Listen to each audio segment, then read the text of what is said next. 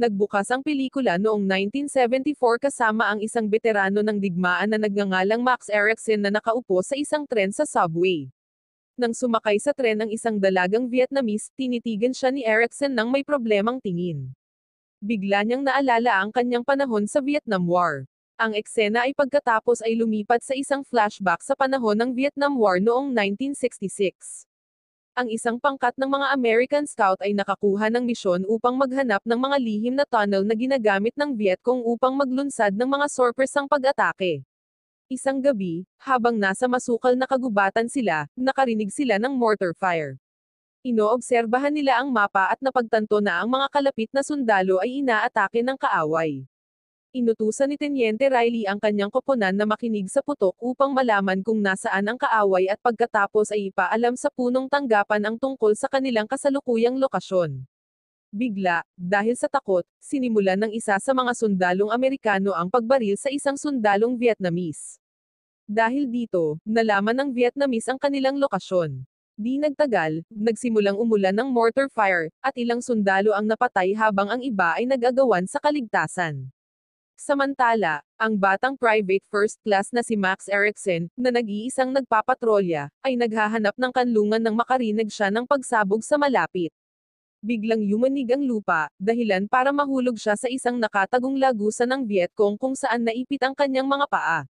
Habang dumarating ang suporta sa himpapawid at nagsimulang umatake sa kalaban, nananatiling naipit si Eriksen sa tunnel. Lingid sa kanyang kaalaman, tahimik na lumapit sa kanya ang isang sundalong Vietcong na may dalang kutsilyo sa makipot na lagusan.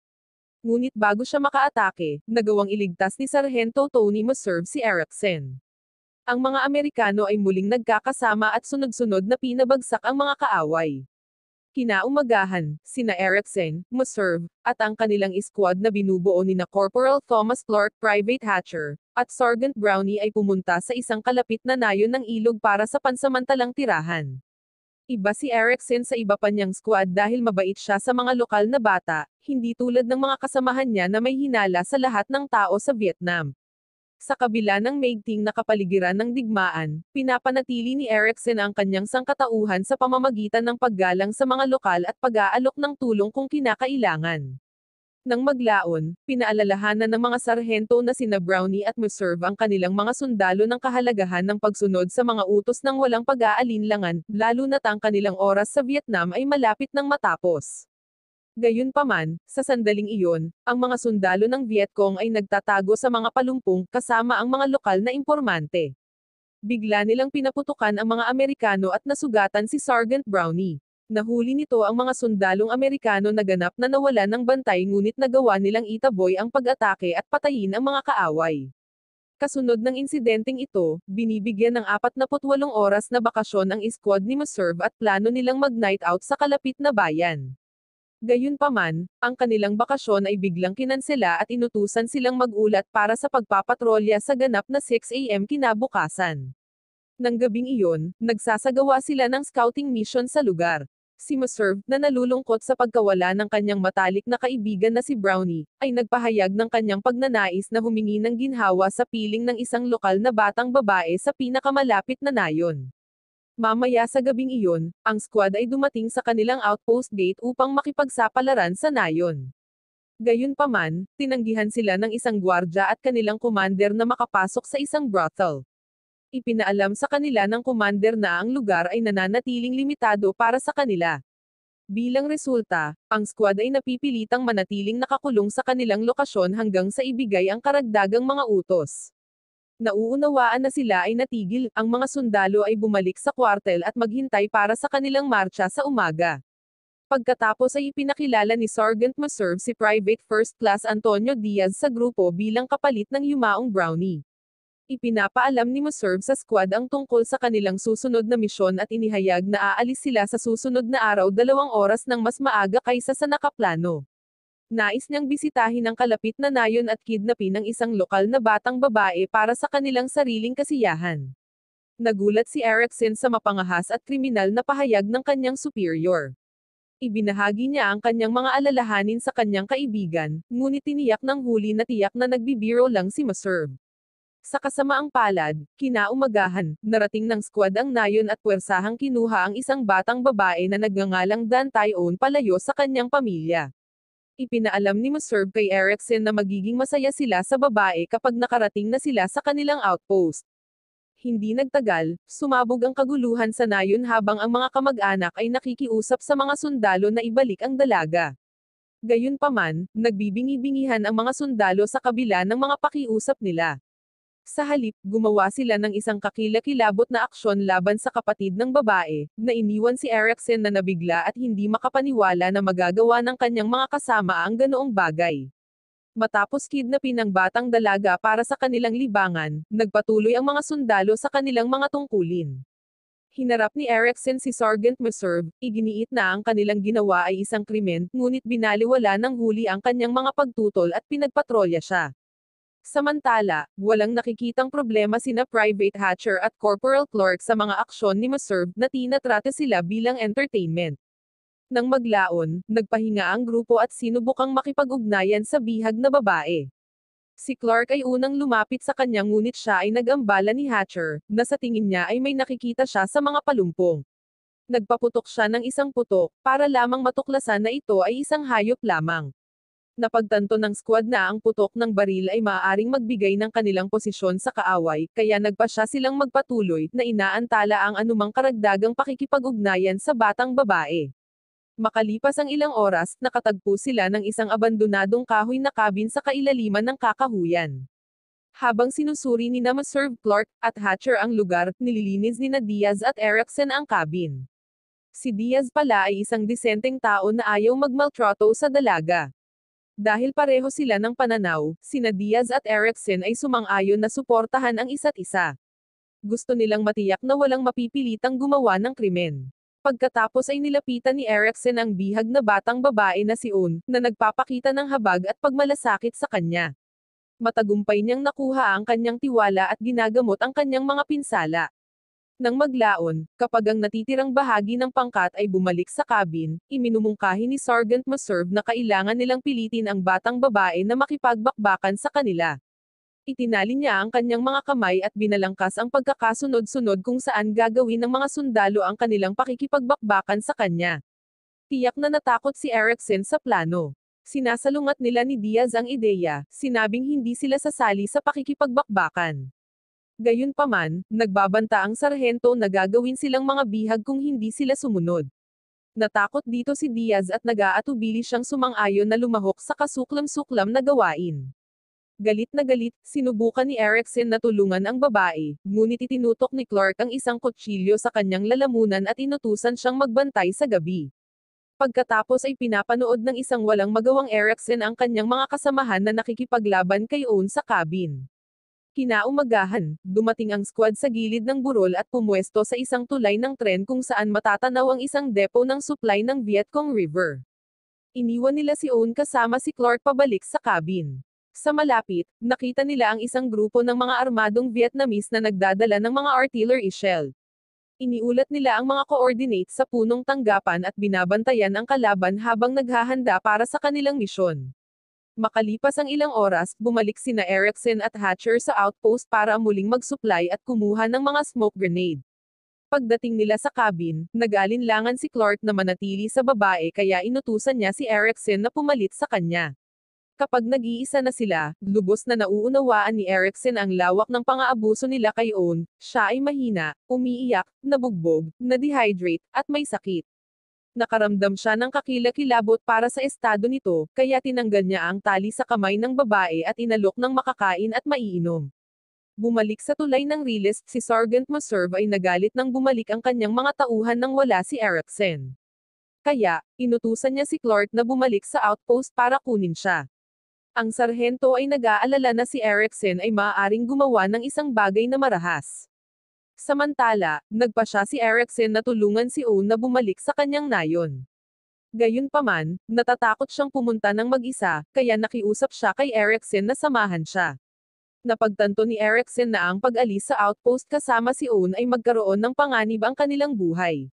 Maaari siyang maparusahan dahil dito. Gayunpaman, nang makita ang desperado na pakiusap ng kawawang babae, nagpasya siyang gawin ito. Nang malapit na silang makatakas, dumating si Clark at pinigilan sila. Pinipilit niya silang muling sumama sa squad sa tulay ng Riles. Nakalulungkot, kinaladkad sina Erickson at Owen sa tulay at inutusang manatili. Habang naghihintay ang squad na ilunsad ang kanilang pag-atake, biglang umubo si Owen dahil sa mahina nitong kondisyon sa kalusugan. Napagtanto ni Meserve na maaari niyang ipagsapalaran ang kanilang posisyon, kaya inutusan niya si Erickson na patayin siya. Tumanggi ang ating bayani, kaya inutusan ng sarhento si Hatcher na gawin ito, ngunit nag-aalangan din siya. Habang papalapit ang mga helicopter sa di kalayuan, agarang inutusan ni Meserve si Diaz na patayin siya. Sa ilalim ng pressure ng kanyang senior, nagpa siya si Diaz na gawin ang hindi maiisip. Sa sandaling iyon, pinaputok ni Erickson ang kanyang rifle sa hangin upang makuha ang atensyon ng Vietcong at matagumpay na napigilan ang pagpatay sa babae. Sa sumunod na shootout sa pagitan ng mga sundalong Amerikano at Vietnamese, sinaksak ni Clark si Owen ng maraming beses. Nakalulungkot, hindi sila napapansin ni Erickson dahil masyado siyang nakatutok sa pakikipaglaban sa mga kalaban. Nagiging kritikal ang sitwasyon habang dinadala ng Vietcong ang mga mortar sa ilog at sinimulang barilin ang tulay. Ngunit mahusay na gumanti si Meserve at ang kanyang koponan sa pamamagitan ng paggamit ng machine gun para maalis ang mga kalaban ng sunod-sunod. Pansamantala, bumangon ang isang malubhang na sugatan na si Owen at nagtangkang tumakas sa tulay sa ibaba. Nang mapansin siya ni Meserve, inutusan niya ang squad na barilin siya. Sinubukan ni Erickson na pigilan sila, ngunit hinampad siya ni Meserve ng kanyang baril at bumagsak siya. Pagkatapos nito, binaril ng squad ang kawawang babae ng maraming beses, pinatay siya sa lugar. Ang kanyang walang buhay na katawan pagkatapos ay bumagsak sa tulay at napunta sa lupa sa ibaba. Kasunod ng insidente, inakay ni Meserve ang kanyang mga tauhan palayo sa pinangyarihan, habang si Erickson ay nag-iisa sa Riles. Mahina niyang nakita ang mga Amerikanong chopper na nagsasagawa ng airstrike sa riverboat ng kalaban at napansin din ang putol-putol na katawan ni Owen sa ibaba. Ang nagresultang pagsabog ay nagpasiklab sa isang kalapit na bangka ng US Navy, na ikinamatay ng lahat ng mga tripulante nito. Di nagtagal, inilikas si Erickson gamit ang helicopter. Pagkaraan ay nagising siya sa isang ospital at ipinagtapat sa kanyang kaibigang si Rowan ang tungkol sa pagkidnap, pag-abuso, at pagpatay kay Owen. Naiintindihan ni Rowan ang kanyang pag-aalala at pinayuhan siyang makipag-usap kay Tenyente Riley. Ganoon din ang ginawa ni Erickson ngunit nakalulungkot tumugon si Riley ng mahabang paliwanag. Binigyang diin niya kung paano masisira ng insidente ang record ng pagpapatakbo ng unit at ipinahihiwatig nito na ang pinakamahusay ay kalimutan na lang ang tungkol dito. Determinado na humingi ng hustisya, isinasapanganib ng ating bayani ang kanyang karera sa militar sa pamamagitan ng pagsuway sa mga utos ni Riley at pag-uulat ng insidente kay Captain Hill. Gayunpaman, marahas ding tumugon si Hill at sinaway si Erickson. Binalaan niya siya na ang pagtugis sa usapin ay maaaring magresulta sa mabibigat na sentensya para sa mga sundalo, at maaaring humantong sa paghihiganti laban kay Erickson at sa kanyang pamilya kapag pinalaya ang mga nahatulang lalaki. Pansamantala, nalaman ni Meserve na iniulat ni Erickson ang tungkol kay Owen sa mga nakatataas na opisyal. Napuno siya ng galit dahil dito at nagpasya siyang patayin si Erickson gamit ang isang granada. Nang gabing iyon, naghihinali si Erickson nang makita niya si Hatcher na nakatayo sa pintuan ng banyo at mabilis na tumakbo palayo. Sa kabutihang palad, nakita niya ang granada at mabilis na tumalon palabas ng palikuran bago ito sumabog. Pagkatapos ay hinarap ni Erickson si Meserve at ang iba pang mga salarin. Sinabi niya sa kanila na alam na ng lahat ang kanilang ginawa, gayunpaman, ayaw makinig sa kanya ang mga nakakataas. Iminumungkahi niya na pabayaan nila siya dahil hinding-hindi sila mahahatulan sa kanilang karumal-dumal na krimen. Kalaunan ay nilunod ni Erickson ang kanyang kalungkutan sa isang bar. Nilapitan siya ng isang ministro at tinanong siya tungkol sa kanyang kalooban. Bagamat alam ni Erickson na hindi maibibigay ang hustisya, ipinagtapat niya sa ministro ang trahedya na nangyari sa batang babae sa nayon. Di nagtagal, inilunsad ang isang pagsisiyasat, at ang bangkay ni Owen ay natuklasan sa tabing ilog. Ito ay nagpapataas ng tensyon sa loob ng unit at ipinaalam ni Captain Hill kay Erickson na ang kanyang mga aksyon ay magkakaroon ng mga kahihinatnan dahil hindi niya maaaring pabayaan ang sitwasyon.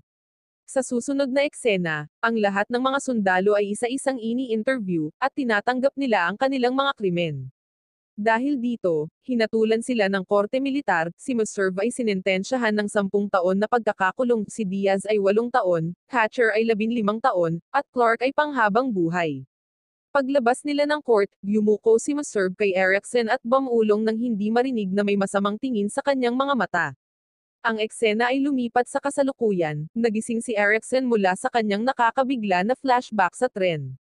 Nang makarating ito sa susunod na hintuan, bumaba ang babaeng Vietnamese na nagpapaalala sa kanya kay On. Napansin niyang naiwan nito ang kanyang scarf. Mabilis itong kinuha ni Erickson at lumabas ng tren para ibalik sa kanya. Nang lapitan niya ang babae, napansin niya ang ekspresyon ni On sa mukha ng babae. Nang tanungin tungkol dito, sinabi ni Erickson sa kanya na nagising lang siya mula sa isang bangungot. Pagkatapos ay pinasalamatan siya ng babae para sa scarf at inalok siya, tinitiyak sa kanya na ang kanyang bangungot ay nasa likuran niya ngayon. Habang patapos na ang pelikula, isang malabong ngiti ang lumitaw sa mukha ni Erickson. Wow naman! Doon nagtatapos ang pelikula mga idolo, salamat sa inyong panonood.